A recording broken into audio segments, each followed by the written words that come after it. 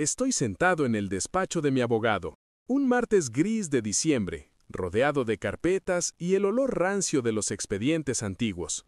Estoy a punto de poner la firma que borrará legalmente los últimos 6 años de mi vida. De repente, mi teléfono vibra con insistencia. Es Marcos, mi mejor amigo desde la facultad, el mismo que me sacó del calabozo aquella noche donde todo saltó por los aires. «Tío, tienes que ver esto ahora mismo», me escribe. Acto seguido, me manda una ráfaga de fotos y un vídeo.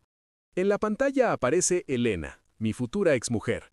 Está en el patio comunitario de mi edificio, descalza sobre el pavimento helado. Ha montado un círculo perfecto de cristales y piedras brillantes. Tiene un tarro con un líquido extraño al lado y está haciendo gestos extraños hacia el cielo, como si estuviera intentando guiar el aterrizaje de un helicóptero invisible. Mi abogado se inclina sobre la mesa, ajustándose las gafas. ¿Está haciendo algún tipo de ritual satánico?, pregunta con una ceja levantada. Está manifestando, le respondo con un suspiro. O lo que sea que le hayan enseñado en el último retiro de 500 euros al que fue. Marcos me escribe que la seguridad del edificio la observa desde lejos, debatiendo si llamar a una ambulancia o a un exorcista. Hago zoom en la foto. Lleva puesto su collar de protección cuántica de Etsy. Se ve que el cuarzo rosa no tiene poder contra una demanda de divorcio por incumplimiento de contrato. Hace apenas unos meses, yo tenía una vida que cualquier vecino envidiaría. O eso creía. Ahora veo a mi mujer haciendo una danza mística en el jardín, mientras yo espero el bolígrafo para liquidar nuestra unión. ¿Cómo hemos llegado a este surrealismo? Dejad que os cuente. Soy Julián, 33 años, gerente de auditoría en una multinacional de suministros médicos. Gano unos 95,000 al año, y siempre he sido un hombre de números y lógica. Elena, de 29, es instructora de yoga. Entre sus clases y sus consultas privadas de energía, aporta unos 35,000. Llevábamos 4 años de novios y 2 de casados. Antes del sí quiero, fui muy claro. Quería un acuerdo prenupcial. Mi padre, que se jubiló como asistente legal, me lo grabó a fuego. El amor es una emoción, pero el matrimonio es un contrato comercial. El documento tenía cláusulas blindadas contra la infidelidad, física o emocional, y una cláusula de fraude financiero por cualquier gasto o transferencia superior a 5,000 euros, sin consentimiento. Ella firmó con una sonrisa condescendiente. Dijo que confiaba en que el universo protegería nuestro vínculo. Yo preferí confiar en el notario. Al principio, Elena era una mujer con los pies en la tierra. Sí, tenía un par de amatistas en la mesita de noche, pero ¿quién no? El cambio radical ocurrió al año de casarnos. Empezó con podcasts de manifestación y terminó quemando fajos de salvia cada vez que llegaba a casa. De repente ya no podíamos tener una discusión normal. Si yo le pedía que controlara los gastos de la cuenta común, ella decía que yo tenía una vibración de escasez y que estaba bloqueando el flujo de abundancia. Si me quejaba porque se había gastado 6,000 euros en un set de cuencos tibetanos de coleccionista, me soltaba que mi ego estaba intentando controlar su expansión espiritual. Usaba el lenguaje de la paz para hacerme la guerra. Cada vez que ella cometía un error, el universo me estaba enviando a mí una lección. Cada vez que yo ponía un límite, yo estaba operando desde el miedo. Un día intenté sentarla para hablar de verdad, sin piedras de por medio. Le dije que sentía que estaba usando la espiritualidad para evadir cualquier tipo de responsabilidad adulta. Me miró con una lástima infinita, me puso la mano en el hombro y me dijo: «Julián, simplemente no estás listo para ascender a la 5ª dimensión.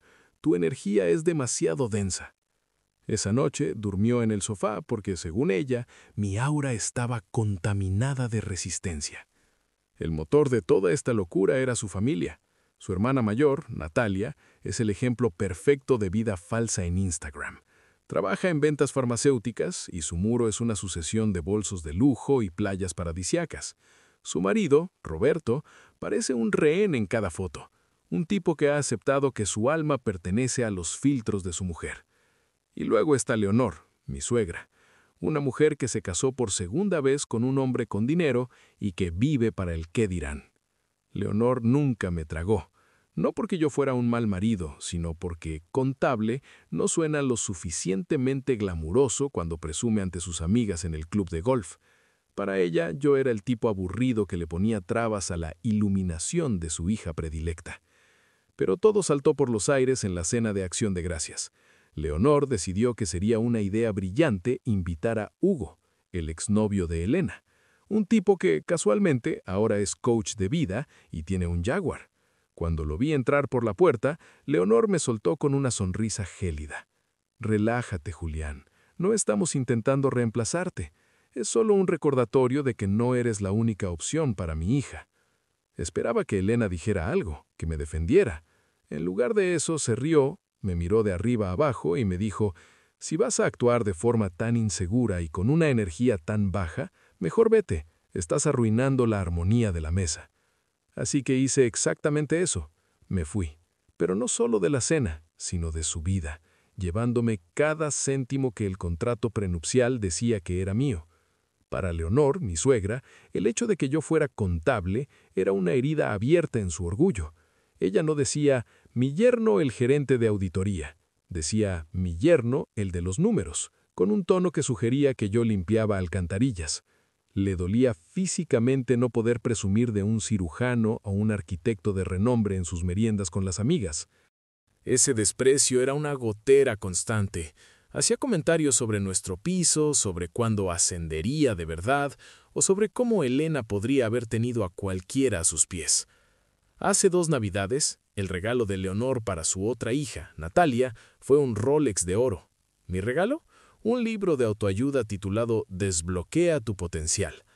Leonor se tomó la molestia de subrayar con fluorescente los capítulos sobre salir de la zona de confort y ambición financiera.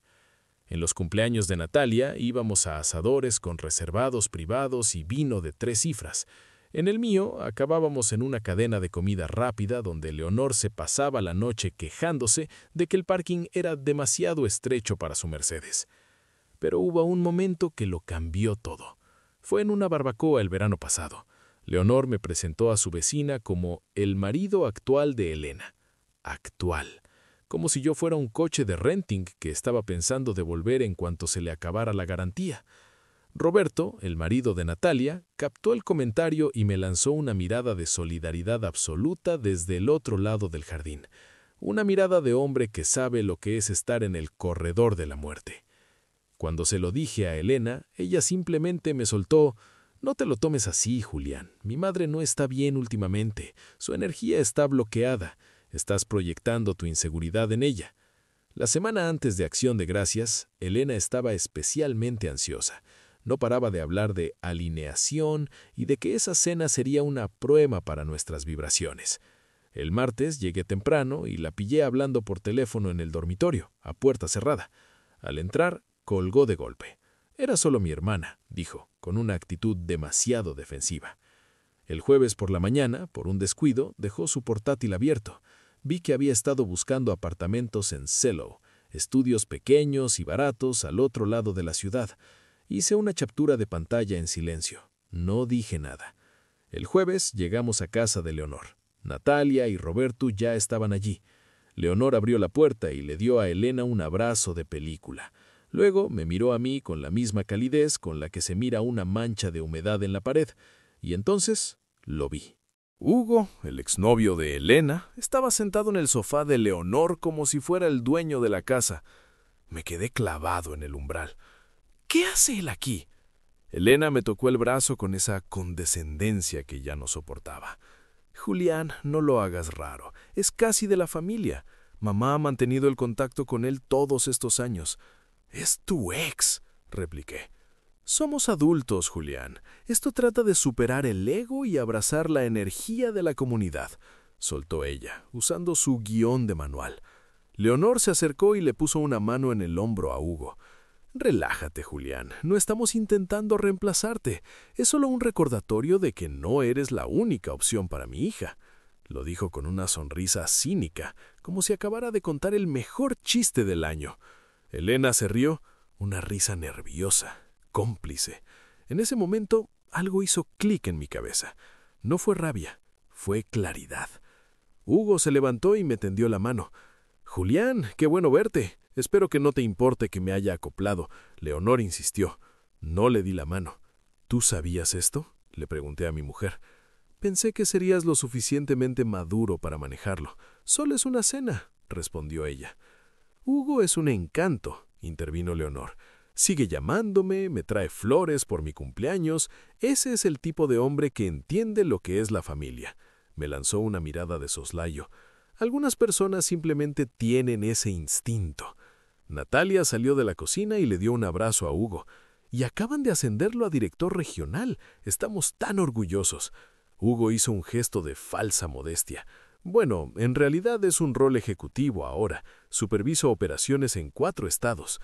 Puras palabras vacías, lenguaje corporativo de humo. Me fijé en su reloj.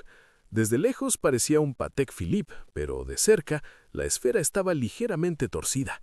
Era una imitación barata. La corona era demasiado gruesa y el segundero se movía a saltos, no con el barrido suave de un reloj auténtico. He visto a demasiados tipos en mi trabajo intentar fardar con réplicas como esta para no reconocer una al vuelo. Nos sentamos a la mesa. Leonor en la cabecera, Natalia a su derecha, con Hugo al lado, Elena y yo a la izquierda, Roberto en el extremo, con la mirada perdida, como si estuviera calculando cuántos años de vida le quedaban. A los 20 minutos, Leonor lanzó el primer ataque. «Y bien, Julián», dijo saboreando el momento. «Elena me ha contado que sigues en el mismo puesto. ¿No hay movimientos de promoción a la vista?» «Estoy bien donde estoy. Es un trabajo estable y con buenos beneficios». «Estable», repitió Leonor, como si estuviera probando algo podrido. «Natalia, ¿no han ascendido a Roberto a vicepresidente de operaciones hace poco?» Roberto levantó la vista, asustado, como si lo hubieran despertado de una pesadilla. Sí, bueno, algo así». En ese momento miré a Elena. Estaba sonriendo, disfrutando de cómo su madre me despedazaba frente a su ex. No sabía que yo ya tenía el número de mi abogado en marcación rápida y que esa sería la última cena que me verían pagar. Ese es el tipo de trayectoria que le da seguridad a una mujer, no solo estabilidad, remató Leonor, dejando que la palabra estabilidad sonara como un insulto. Miré a Roberto, que parecía querer fundirse con el mantel. Más tarde me enteraría de que él ni siquiera quería ese ascenso a vicepresidente.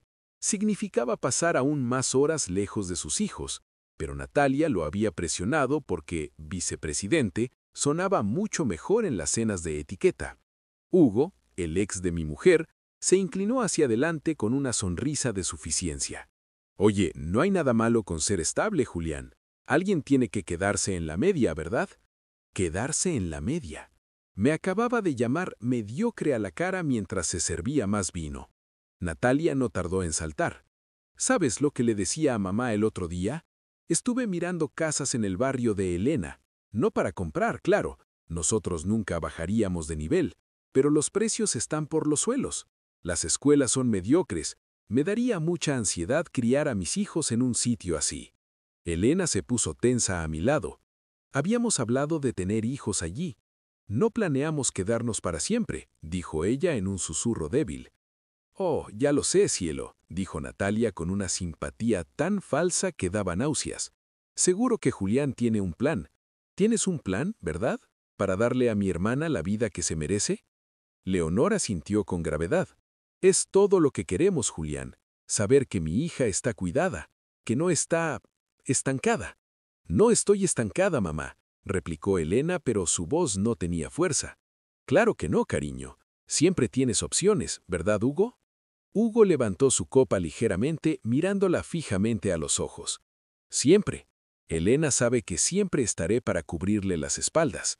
La llamó Elena con una familiaridad que me revolvió el estómago.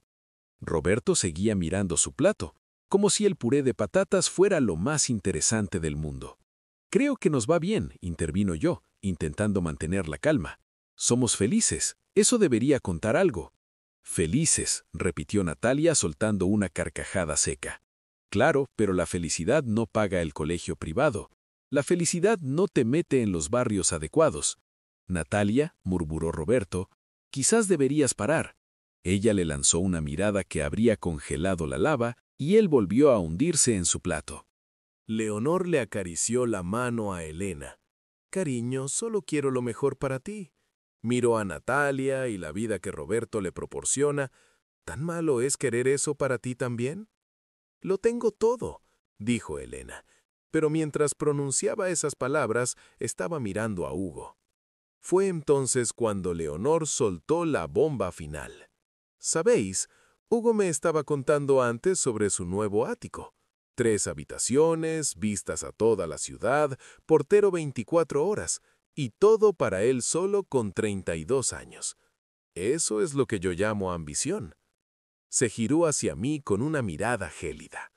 Julián, ¿cuándo crees que estarás en posición de ofrecer algo así? Hugo levantó las manos fingiendo humildad.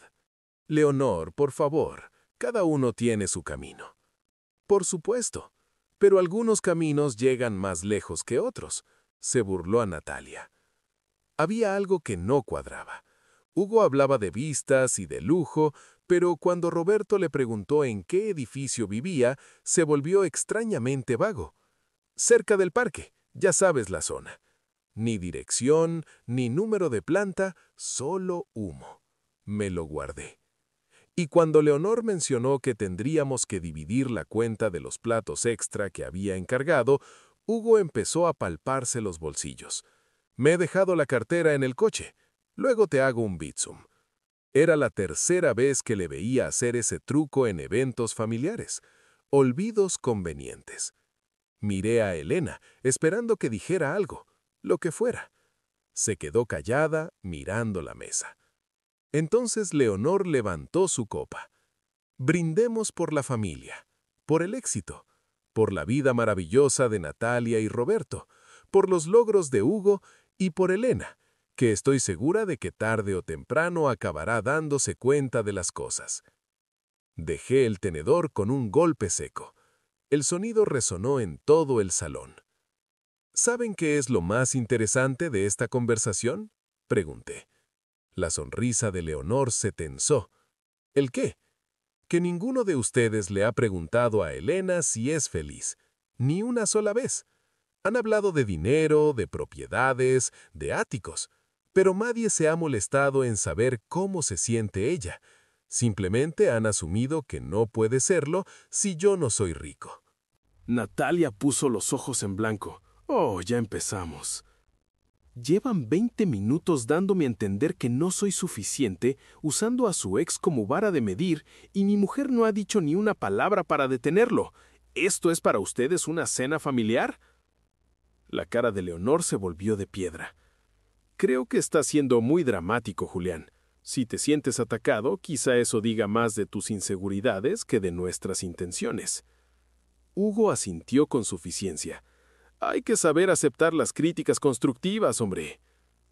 El ex de mi mujer está en mi mesa de acción de gracias haciendo comentarios sobre lo que él puede proveer y todos actúan como si fuera normal. Es una emboscada, sentencié. Fue entonces cuando Elena habló. Su voz fue afilada y llena de veneno. Basta, Julián, para ya. Me estás avergonzando. ¿Yo? ¿Yo te estoy avergonzando? Leonor se levantó hacia la cocina, tarareando una canción como si no pasara nada, para traer el pavo. Todo esto estaba planeado, dije mirándolos a todos. Lo invitaron para hacerme sentir pequeño, para recordarle a Elena que tiene opciones, y nadie tuvo la decencia de avisarme. Hugo se levantó entonces, rodeó la mesa y se puso a escasos centímetros de mi cara, intentando intimidarme con su falso reloj y su arrogancia barata. Quizá el problema, Julián, es que sabes que tengo razón. Hugo se acercó tanto que podía oler el hedor a cebolla de su aliento y ver sus ojos demasiado brillantes, inyectados en una mezcla de alcohol y arrogancia. Si fueras lo suficientemente hombre para soportar un poco de competencia, Leonor no tendría que recordarle a nadie cuáles son sus opciones. Me soltó a milímetros de la cara. Siéntate, Hugo, le dije, manteniendo la voz baja. ¿O qué? Sacó pecho y dio un paso más. ¿Vas a ponerte a llorar por tus sentimientos otra vez? No me extraña que Elena me haya estado escribiendo. Necesita un hombre de verdad, no a lo que sea que eres tú. La mesa se quedó en un silencio sepulcral. El rostro de Elena se volvió blanco como el papel. Ella no esperaba que él lo soltara así, en voz alta, delante de todos. «Hugo», siseó Natalia desde su silla. «Ahora no». Pero Hugo estaba desatado. Llevaba meses planeando su regreso triunfal y sentía que este era su momento. El olor a colonia barata y su ego inflado se mezclaron en una estupidez peligrosa. ¿Sabes cuál es tu problema, Julián? Eres aburrido. Eres el tipo con el que las mujeres se conforman cuando no encuentran nada mejor. Elena pareció reaccionar por fin. «Hugo, basta», dijo ella, pero yo la interrumpí. «No, deja que termine».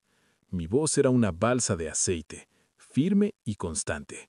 «Quiero oír esto». Hugo se acercó aún más, tan cerca que pude ver perfectamente la esfera torcida de su reloj falso. ¿Quieres oírlo? Perfecto. Solo eres un sustituto. Siempre lo has sido, y en el fondo lo sabes. Por eso te sientes tan amenazado, porque sabes que en cuanto Elena despierte, volverá conmigo. No parpadeé, no retrocedí.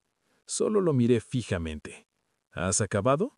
Sí, he acabado. Me puso un dedo en el pecho de forma desafiante. ¿Qué vas a hacer al respecto, sustituto? Nada, respondí, porque acabas de enseñarle a todo el mundo quién eres exactamente, y eso es más satisfactorio que cualquier cosa que yo pueda decir. Fue entonces cuando lanzó el golpe. Hugo soltó un gancho de derecha salvaje, un golpe torpe que se veía venir desde el kilómetro 1. El típico puñetazo de alguien que ha pasado toda su vida saliéndose con la suya y nunca se ha enfrentado a una consecuencia real. Era todo brazo, sin rotación de cadera, con todo el peso en el pie delantero. Hice una esquiva limpia. Sentí el aire del impacto pasar a milímetros de mi mejilla. Y entonces le devolví el golpe. Un solo impacto, directo a la mandíbula. Rotación de cadera perfecta. Transferencia de peso impecable. Todo lo que mi entrenador de boxeo en la universidad me enseñó. Hice 2 años de boxeo en el gimnasio del campus. Empecé por el cardio, pero me quedé por la disciplina. Nunca competí, pero metí horas, muchas horas. Aprendí a lanzar el tipo de golpe que suena en el pecho del que mira, el tipo de golpe que termina conversaciones. La cabeza de Hugo saltó hacia atrás. Sus ojos se volvieron de cristal. Sus piernas se transformaron en espaguetis recocidos. Empezó a tambalearse hacia atrás, agitando los brazos como un personaje de dibujos animados que intenta no caer por un precipicio. No pudo recuperar el equilibrio. Leonor acababa de salir de la cocina en ese preciso instante. Llevaba un pavo de 10 kilos perfectamente asado en la bandeja de plata antigua de su abuela. Era su gran momento, la pieza central de su acción de gracias para Instagram. Nunca vio venir a Hugo. Él chocó contra ella como un defensa embistiendo a un delantero. El pavo salió volando. Los tacones de Leonor resbalaron en el parqué encerado. Y entonces la gravedad hizo el resto. El ave aterrizó directamente sobre el pecho de mi suegra y estalló como una granada deliciosa. El relleno salió disparado en todas direcciones. La salsera volcó, derramando salsa caliente sobre su carísima blusa de seda. Un muslo se soltó y terminó enredado en su prinado de peluquería. El bol de salsa de arándano salió despedido y aterrizó de lleno en su cara. Leonor se quedó allí, tumbada de espaldas, cubierta por su propia cena. El esqueleto del pavo en el pecho, relleno en el cuello, seda empapada en grasa y la salsa de arándanos cubriéndole el rostro como una máscara de terror festivo. Hugo estaba en el suelo a su lado, gimiendo y sujetándose la mandíbula. Su Rolex falso había salido volando en la caída. Yacía en un charco de salsa con la esfera estallada. Poesía visual, el reloj falso destrozado entre menudillos de pavo. Roberto soltó una carcajada, una risa auténtica, visceral, que parecía haber estado atrapada en sus pulmones durante años. Tenía lágrimas en los ojos. Vi cómo sacaba el móvil bajo la mesa, apuntando disimuladamente hacia el suelo donde Leonor seguía balbuceando. «Esto no tiene ninguna gracia», gritó Natalia dándole un golpe. «Tiene un poco de gracia», logró decir Roberto entre jadeos. Elena estaba petrificada, de pie, con la mano en la boca. Miraba a su madre cubierta de aves, miraba a Hugo gimiendo en el suelo y luego me miraba a mí. ¡Mi cena!, chilló Leonor por fin, escupiendo un trozo de relleno. ¡Has arruinado todo! ¡Lo habéis arruinado todo! Se incorporó, chorreando salsa por la barbilla. Tenía arándanos en las cejas. Lo más gracioso es que la comida ni siquiera la quemó. Estaba tibia tirando a fría, porque Leonor la había dejado fuera casi 1 hora mientras se peleaba con la iluminación y el decorado para sacar la foto perfecta. Consuelo había sacrificado el sabor por la estética. El Instagram habría quedado increíble, pero la realidad era una decepción a temperatura ambiente, muy apropiado para ella. Él ha soltado el primer puñetazo, dije con una calma que me sorprendió a mí mismo. Yo solo me he defendido. Él es el que ha chocado contigo y te ha tirado encima el pavo. Me da igual quién haya empezado, chilló Consuelo. Intentaba ponerse en pie, pero sus tacones patinaban en el suelo grasiento. Era como ver a una foca intentando subir por un tobogán de agua. Estaba desesperada. «¡Llama a la policía, Lucía! ¡Llámalos ahora mismo!». Lucía sacó el móvil con las manos temblando violentamente. Me miró una última vez, con esa expresión de cachorro apaleado, esperando que yo me disculpara, que arreglara el desastre, que volviera a ser el marido sumiso que lo soluciona todo. No lo hice. Ella marcó el número. Damián, el ex, seguía en el suelo, sentado sobre un charco de jugo de pavo y sujetándose la mandíbula con ojos vidriosos. «¿Alguien ha visto qué ha pasado? ¿Qué ha sido eso?», balbuceó. «Eso ha sido un gancho de derecha», respondió Tomás con una amabilidad casi cruel. Ya no se molestaba en ocultar su sonrisa. Cogí mi chaqueta del respaldo de la silla.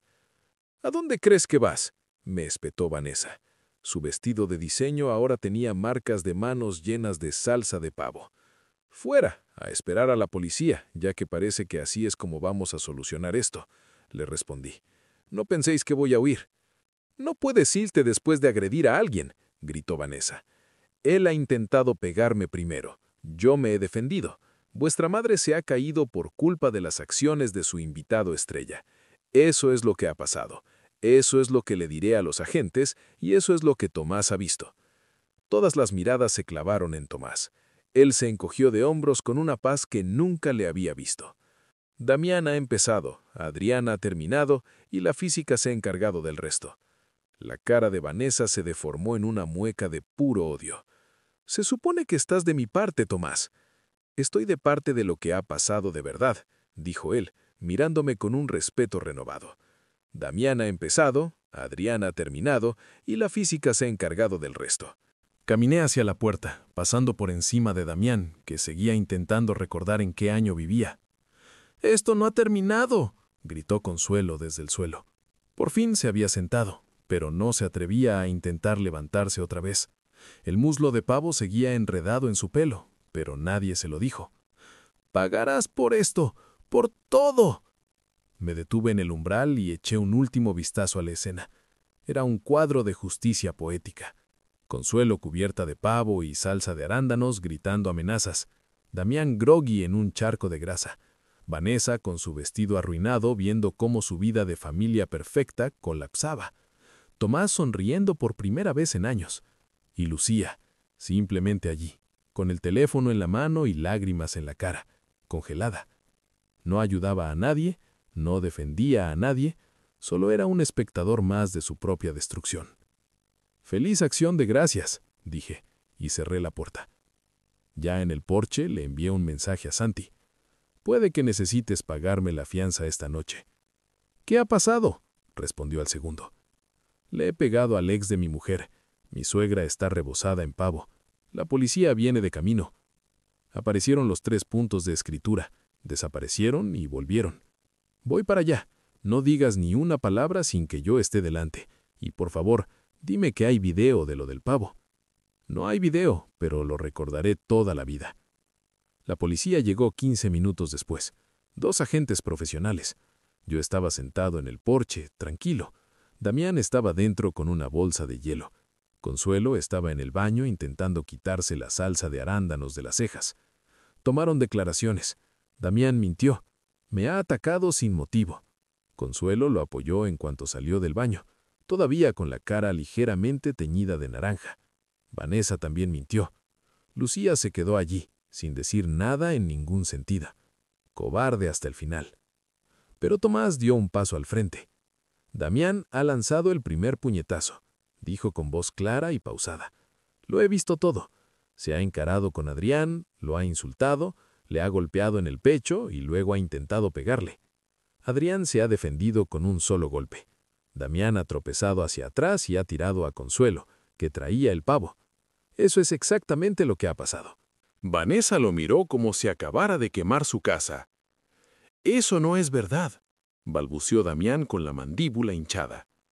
«Es exactamente lo que ha pasado», repitió Tomás. «Y lo diré ante un juez si hace falta». Los agentes intercambiaron una mirada. Uno de ellos me llevó aparte. «Mira, tenemos declaraciones contradictorias, pero el otro tipo tiene una marca clara en la cara.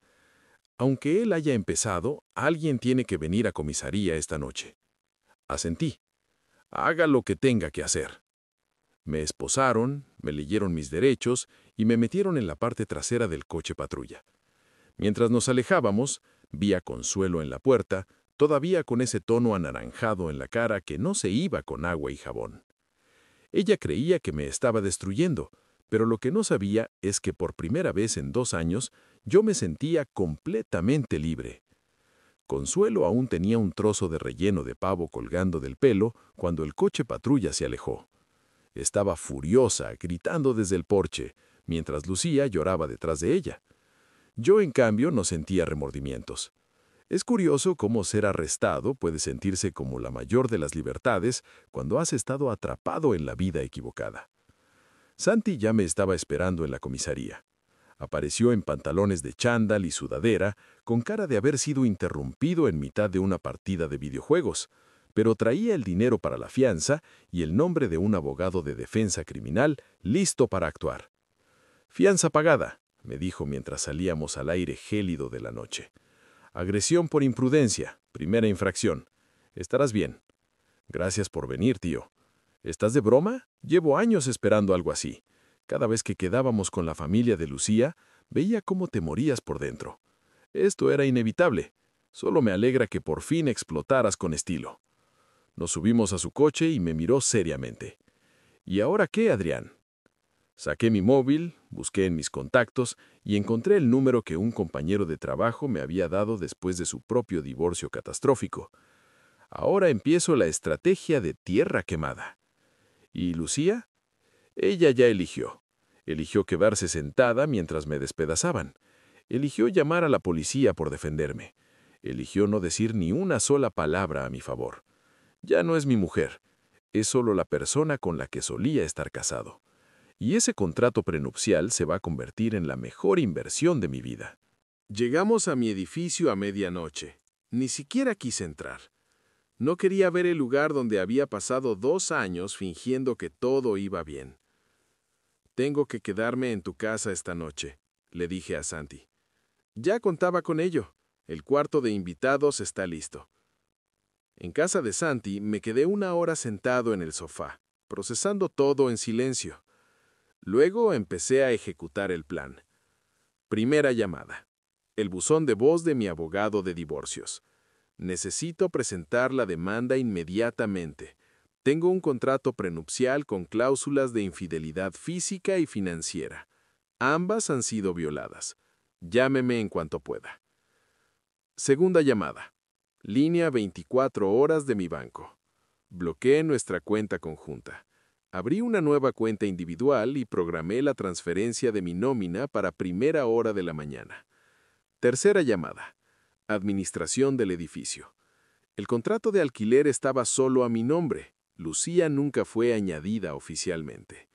Solicité que no permitieran a nadie hacer cambios en el contrato ni añadir residentes sin mi autorización por escrito.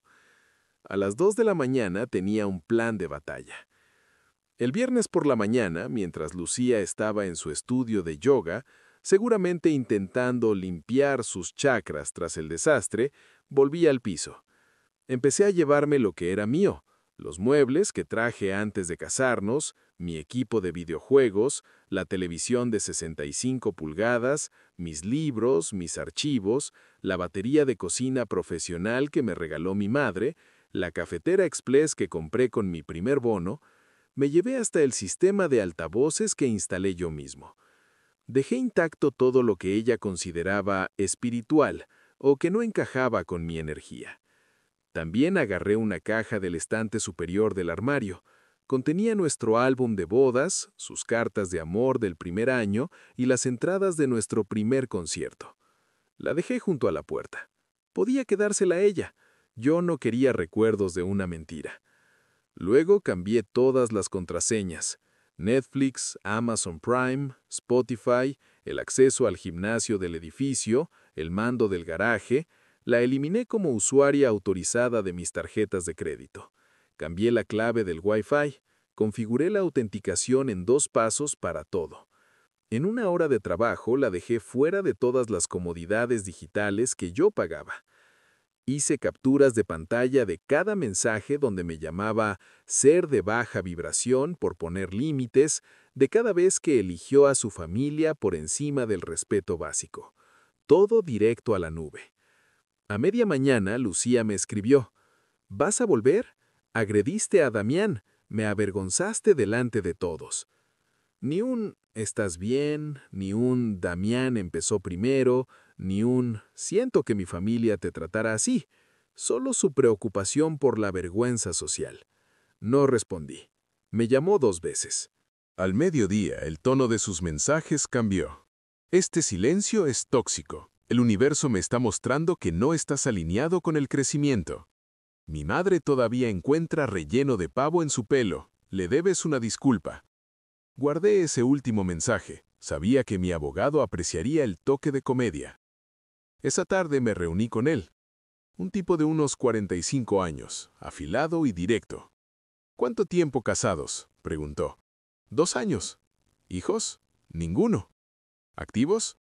Piso a mi nombre, cuenta conjunta bloqueada y un acuerdo prenupcial que ella firmó voluntariamente. Él sonrió. Era la sonrisa de alguien que sabe que tiene todas las de ganar. Gana 1/3 de lo que gano yo, le dije a mi abogado mientras revisábamos los papeles. Y tengo un acuerdo prenupcial con cláusula de infidelidad. Hábleme de ese contrato, dijo él, afilando la mirada. Está blindado. Ambos tuvimos abogados independientes que lo revisaron. Si cualquiera de las partes es infiel, ya sea física o emocionalmente, pierde cualquier derecho a pensión alimenticia y se va solo con lo que trajo al matrimonio. También hay una cláusula de infidelidad financiera. Cualquier transferencia no autorizada de más de 5.000 euros activa la misma penalización. ¿Ella ha violado esas cláusulas? Le mostré las capturas, los 15.000 euros que le prestó a su hermana de nuestra cuenta conjunta sin decirme nada, y los mensajes de Hugo en la cena confirmando que llevaban meses hablando. El abogado asintió. Si documentamos la aventura emocional junto con el robo de ese dinero, el contrato hará todo el trabajo sucio. Ella saldrá de aquí con lo puesto. Presentamos la demanda ese mismo lunes. Además, le envié una orden para que desalojara el piso en 30 días. La semana siguiente encontré el premio gordo. Lucía había usado mi portátil para ayudar a su hermana Vanessa con unos trámites y nunca cerró sesión. En la carpeta de descargas estaban las pruebas del desastre, extractos bancarios, avisos de embargo, deudas de tarjetas de crédito, todo a nombre de Vanessa. Detrás de su vida de lujo en Instagram, Vanessa estaba hundida. Bolsos de marca pagados con tarjetas al límite, una reforma de cocina con un interés del 18% y meses de retraso en la hipoteca. Por eso le había robado los 15.000 euros a Lucía. Pero había más, una cadena de correos entre Lucía y Hugo. A veces pienso cómo sería mi vida si me hubiera quedado contigo, escribía ella. Tú eres mi futuro, respondía él. Aventura emocional documentada y sellada. El miércoles Lucía recibió la demanda. 2 días después, la administración del edificio me llamó. Señor, su mujer está fuera otra vez y ha traído accesorios. Fui hacia allí, en el mismo patio, bajo un frío que te cortaba los pulmones, estaba Lucía descalza otra vez, porque al parecer los zapatos bloquean la verdad. Había montado un círculo de cristales deluxe. En el centro, un cuenco con una vela, un fajo de papeles, salvia y una captura de pantalla de una cuenta de Ley de Atracción. Tenía 2 velas grandes con nuestros nombres escritos con rotulador permanente, como si eso lo hiciera legalmente vinculante. La seguridad del edificio miraba desde lejos como quien espera a que empiece una pelea de boxeo. Ella me vio e intentó poner su cara de paz interior, aunque sus ojos gritaban pánico.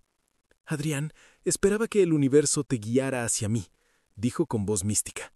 «Me ha guiado la administración del edificio, que me ha dicho que estabas montando un espectáculo».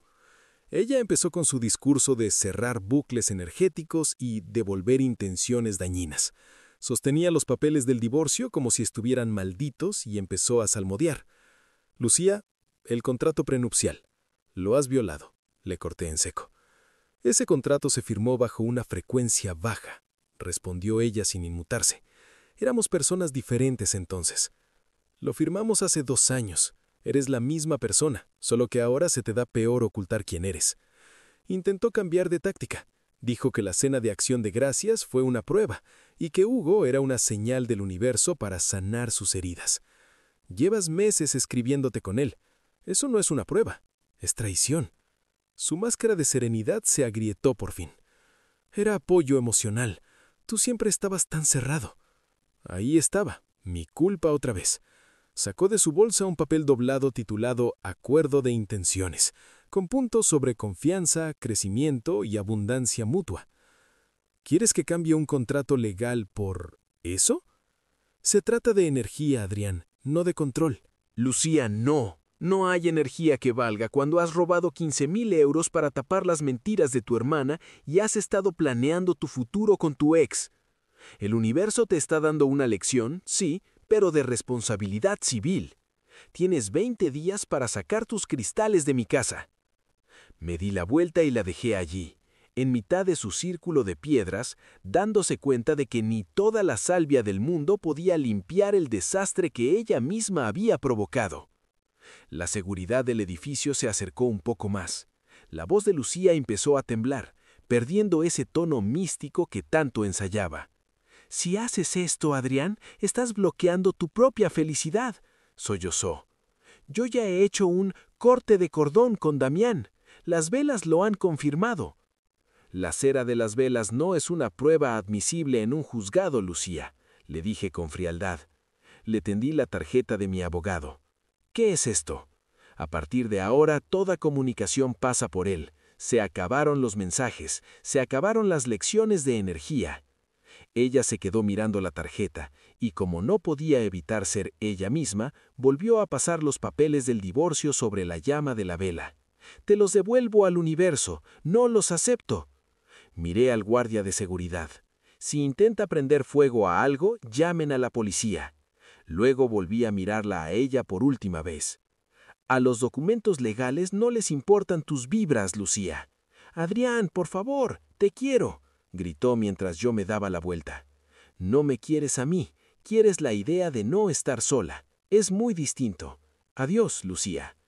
No hubo debate, no hubo discusión. Me di la vuelta y entré en el edificio.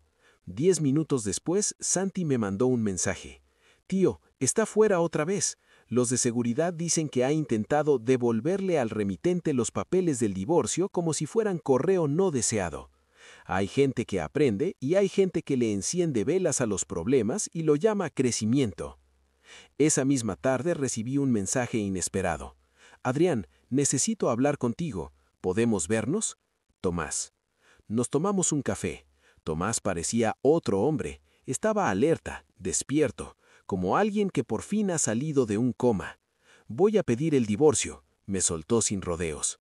En acción de gracias vi cómo Vanessa lo orquestó todo, cómo ha estado mintiendo sobre nuestras finanzas. Llevo meses documentándolo, esperando el momento. Me entregó unos documentos que rellenaban los huecos que yo no había visto en el portátil de Lucía. Resulta que Damián había mentido sobre todo. Su ático de lujo era un alquiler temporal pagado por una empresa de amigos de Vanessa con la fecha de salida ya marcada. Tenía avisos de embargo por su coche, deudas pendientes y un plan de despido en su trabajo. El gran director regional era un actor de pacotilla con factura sin pagar. Y lo mejor, los correos entre Vanessa y Damián. Lo habían planeado todo 3 semanas antes. Mamá está de acuerdo, lo haremos en la cena. Solo tienes que ser encantador y dejar que la comparación hable por sí sola. Adriano explota y demuestra que es inestable, o se queda sentado y demuestra que es débil.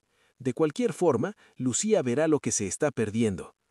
Envié todo a mi abogado, los correos, los fraudes, todo. Tomás me dio las gracias. Verte plantar cara me despertó. Llevaba años ahogándome. Para finales de primavera el divorcio era definitivo. 4 meses de idas y venidas, 2 mediaciones inútiles y finalmente Lucía firmó. El contrato prenupcial aguantó como una roca. Ella se quedó con su coche y sus cosas, nada más. Los cargos por agresión contra mí fueron retirados gracias a la declaración detallada de Tomás confirmando que Damián atacó primero. Pero no terminé ahí. Fui a por Damián en el juzgado civil por agresión y daños emocionales. Tardamos 8 meses, pero cuando se enteró de que sus correos de planificación se leerían en un juicio público, se asustó. Intentó pactar por 5.000 euros. Al final cerramos en 18.500. Como había dejado caducar su seguro, cada euro salió de su bolsillo. Doné la mitad a un programa local de boxeo para jóvenes. Me pareció lo correcto. La otra mitad fue a mis ahorros. Lo llamo el fondo del sustituto. Vanessa fue despedida de su empresa 6 semanas después. Recursos Humanos por fin actuó ante las quejas por acoso laboral. Damián también fue puesto de patitas en la calle poco después. El divorcio de Tomás fue más largo, unos 9 meses, pero se quedó con la casa y la custodia principal. Vanessa ahora tiene visitas supervisadas y un plan de pagos para la deuda que ocultó. Y yo estoy de maravilla, sin deudas, sin dramas. En febrero me ascendieron a director senior de contabilidad. La ironía no se me escapa. He conocido a alguien hace unos meses, una fisioterapeuta llamada Hannah.